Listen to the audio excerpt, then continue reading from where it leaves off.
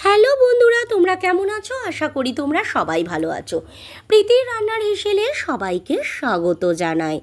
আজকের রান্নার রেসিপি নিয়ে আবারও চলে এসেছি। আজকের রান্নার রেসিপি হচ্ছে আলু কাবলি। আমরা কিন্তু কম বেশি আলু কাবলিটা সবাই ভালোবাসি। 8 থেকে 80 সবাই কিন্তু আমরা আলু কাবলিকেই ভালোবাসি।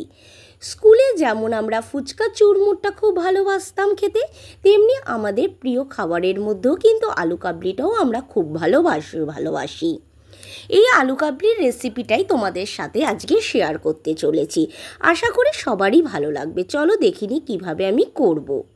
প্রথমে আমি কড়াইয়ের মধ্যে গোটা জিরে দিয়ে দিচ্ছি, তারপরে দিয়ে দিচ্ছি 2টো শুকনো লঙ্কা, তারপরে দিয়ে দিচ্ছি গোটা মৌরি, দিয়ে এটাকে আমি শুকনো খোলায় ভালো করে এটাকে কিন্তু আমি ভেজে নেব।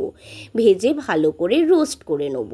এটা কিন্তু একটা আমার ভাজা মশলা তৈরি করে নিচ্ছি। দেখো ভালো করে এটাকে আমি নাড়িয়ে নিচ্ছি।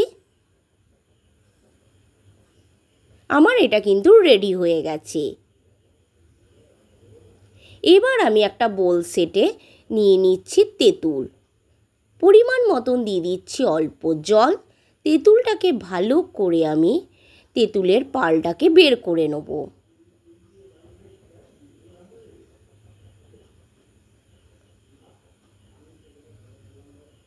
দেখো তেঁতুলের থেকে কিন্তু তেঁতুলের পালটা আমি কিন্তু বের করে নিয়েছি।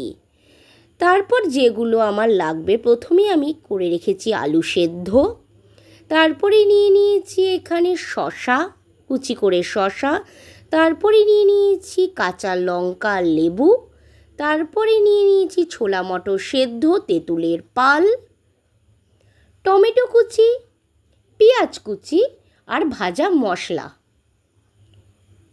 প্রথমে আমি একটা বোল সেটের মধ্যে নিয়ে নিচ্ছি ছোলা আর মটর, তারপরে নিয়ে নিচ্ছি কুচি করে শসা কুচি, তারপরে পেঁয়াজ কুচি, তারপরে নিয়ে নিয়েছি টমেটো কুচি, তারপরে নিয়েছি সিদ্ধ করা আলু, তারপরে দিয়ে দিচ্ছি তেঁতুলের পাল,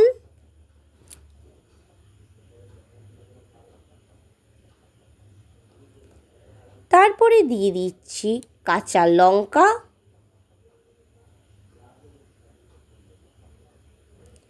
তারপরে দিয়ে দিচ্ছি ভেজে রাখা মশলাগুলো।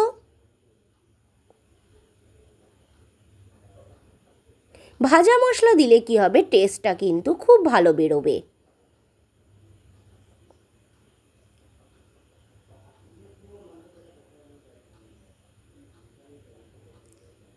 তারপরে দিয়ে দিচ্ছি ধনের গুঁড়ো, তারপরে দিয়ে দিচ্ছি লঙ্কার গুঁড়ো, তারপরে দিয়ে দিচ্ছি বিট নুন, তারপরে দিয়ে দিচ্ছি লেবুর রস,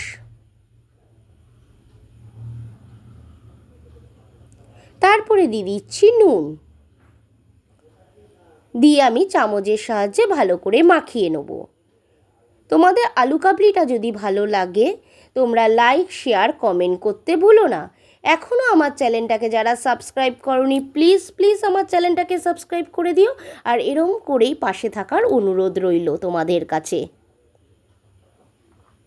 দেখো ভালো করে কিন্তু আমি মাখিয়ে নিচ্ছি। আমি এখানে ধনেপাতা দিইনি, তোমরা চাইলে কিন্তু ধনেপাতাটাও ব্যবহার করতে পারো।